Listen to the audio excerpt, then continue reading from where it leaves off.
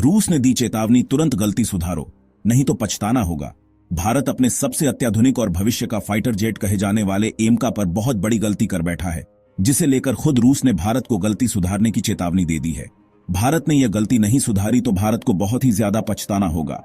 आज के समय की मांग है कि हथियार ऐसा होना चाहिए जो कि भविष्य की आवश्यकता को पूरा करें, यानी कि भविष्य को में रखते हुए वर्तमान में हथियारों का निर्माण होना चाहिए। किंतु रूस के मुताबिक भारत अपने भविष्य के एमका जैसे फाइटर जेट पर बहुत बड़ी गलती कर बैठा।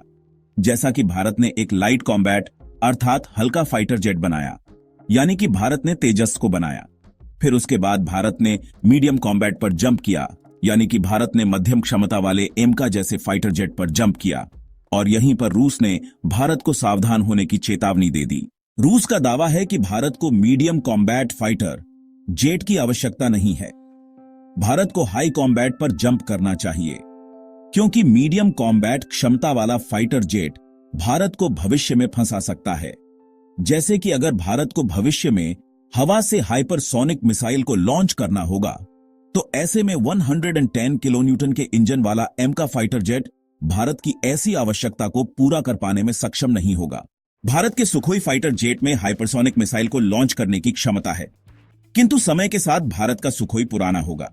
वहीं अगले 10 सालों में भारत के पास एमका जैसे फाइटर जेट के होने की पूरी संभावना है, तो उस समय भारत के पास में एयर लॉन्च हाइपरसोनिक मिसाइल के विकास की भी क्षमता होगी। लेकिन तब ऐसी स्थिति में भारत का एमका, जो कि एक मीडियम कॉम्बैट फाइटर जेट है, क्या भारत के लंबी दूरी के बड़े हाइपरसोनिक मिसाइल को लॉन्च कर पाएगा? भविष्य की ऐसी समस्याओं पर भारत को अभी से विचार करना चाहिए, क्योंकि आने वाला समय हाइपरसोनिक मिसाइलों का होगा। ऐसे में भारत को भी अभी से एमका जैसे फाइटर जेट को हाइपरसोनिक मिसाइलों के हिसाब से उपयुक्त बनाना होगा। अब यहां पे रूस का दावा है कि कोई भी फाइटर जेट हाइपरसोनिक मिसाइल को लॉन्च करने में तभी सक्षम हो सकता है जब उसमें एक ताकतवर दमदार इंजन होगा। रूस का मानना है कि फ्रांस, अमेरिका हो या ब्रिटेन, कोई भी भारत को इतना दमदार इंजन नहीं दे सकता। अमेरिका के पास में दमदार इंजन है, लेकिन वह भारत को देगा नहीं। ऐसे में रूस का दावा है कि वह भारत के दमदार इंजन की आवश्यकता को पूरा कर सकता है, क्योंकि ताकतवर इंजन वाले सुखोई ने भारत के ब्रह्मोस मिसाइल को लॉन्च किया। ऐसे में भारत को रूसी इंजन पर विचार करना चाहिए, जो कि भारत के भविष्य के एयर लॉन्च हाइपरसोनिक मिसाइल को भी गति दे सकता है।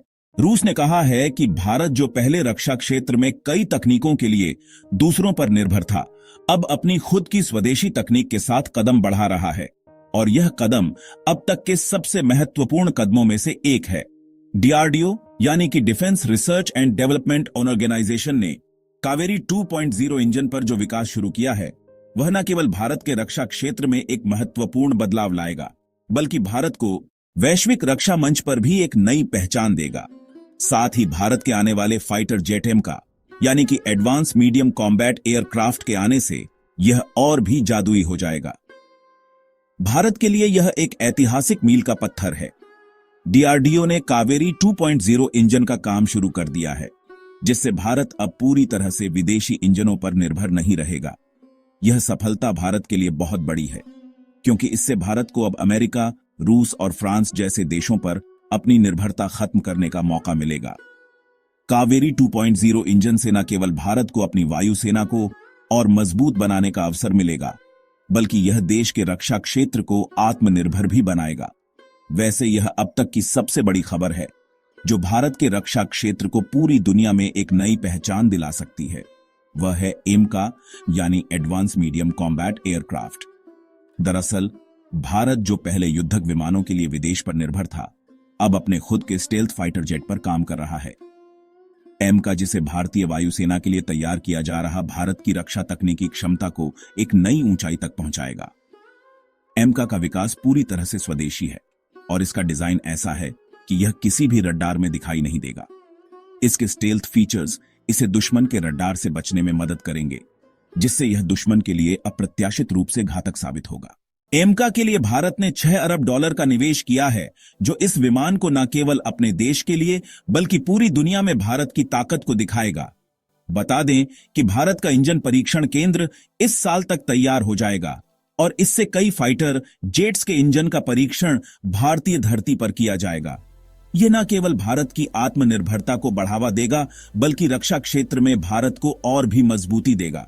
अक्सर लोग भारत के इंजन प्रोजेक्ट का मजाक उड़ाते हैं, लेकिन उन्हें यह समझ लेना चाहिए कि भारत पहले रिसर्च एंड डेवलपमेंट यानी डीआरडीओ में ज्यादा निवेश नहीं करता था और हमेशा विदेशी तकनीक पर निर्भर था। अब डीआरडीओ और भारतीय वैज्ञानिकों ने खुद पर भरोसा जताया और इन तकनीकों पर काम करना शुरू कर दिया है। इसके चलते भारत का इंजन क्षेत्र में आत्मनिर्भर बनने का सपना अब धीरे धीरे सच होता दिखाई दे रहा है। खैर, भारत का आत्मनिर्भर बनने की दिशा में एक ऐतिहासिक कदम है। डीआरडीओ द्वारा कावेरी 2.0 इंजन और एमएके के विकास से भारत की ताकत में काफी वृद्धि होगी। भारत के वैज्ञानिकों ने साबित कर दिया कि जब भारत अपने प्रयासों पर ध्यान केंद्रित करता है तो वह किसी भी तकनीकी क्षेत्र में दुनिया में सबसे आगे हो जाता है। आने वाले समय में भारत की वायुसेना अपने स्वदेशी इंजन और स्टेल्थ तकनीक के साथ पूरी दुनिया में अपनी ताकत का प्रदर्शन करेगी। आपको बता दें, एम को विकसित करने के लिए चर्चा 2007 में शुरू हुई थी। प्रारंभिक योजना 5वीं पीढ़ी के लड़ाकू विमान कार्यक्रम के तहत रूस के साथ संयुक्त रूप से विमान विकसित करने की थी। हालांकि भारत 2018 में एफजीएफए परियोजना से हट गया।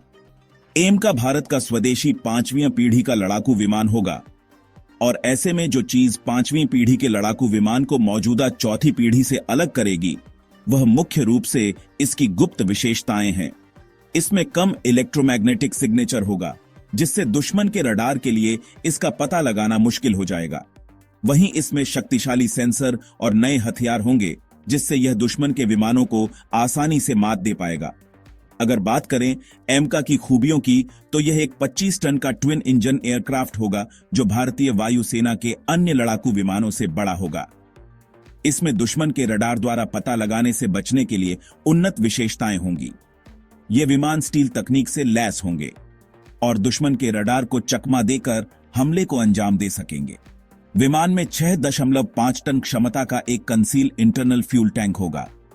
यल द्वारा विमान का निर्माण शुरू करने से पहले 5 प्रोटोटाइप बनाए जाएंगे। विमान के निर्माण में निजी उद्योग भी शामिल है। आपको बता दें, दुनिया में केवल कुछ चुनिंदा देशों जैसे अमेरिका, रूस और चीन के पास 5वीं पीढ़ी के फाइटर जेट हैं। इसमें अमेरिका का F-22 रैप्टर और F-30.5A लाइटनिंग, चीन का J-20 माइटी ड्रैगन और रूस का सुखोई 57 शामिल है। भारतीय वायुसेना के पास वर्तमान में 42 सैंक्शन स्ट्रेंथ के मुकाबले लगभग 30 लड़ाकू स्क्वाड्रन है। फिलहाल इस वीडियो में इतना ही। जल्द ही मिलते हैं एक और बेहतरीन वीडियो के साथ।